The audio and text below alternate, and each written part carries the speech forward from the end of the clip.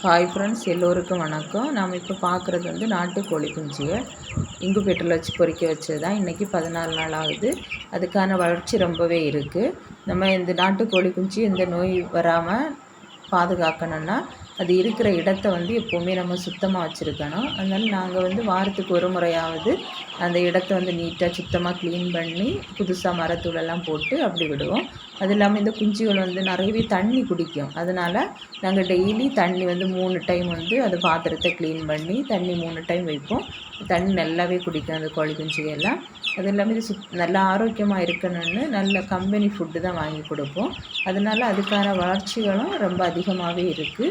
அது எந்த நோயும் இல்லாமல் ஆரோக்கியமாக இருக்குது. இன்றைக்கி இது 14வது நாள் ஆனனால நாங்கள் அந்த 14வது நாளுக்கான வேக்சின் வந்து இன்றைக்கி தான் போட்டு விட்டுருக்கோம். இந்த வீடியோ உங்களுக்கு பிடிச்சிருந்ததுன்னா லைக் பண்ணுங்கள், ஷேர் பண்ணுங்கள், கமெண்ட் பண்ணுங்கள்.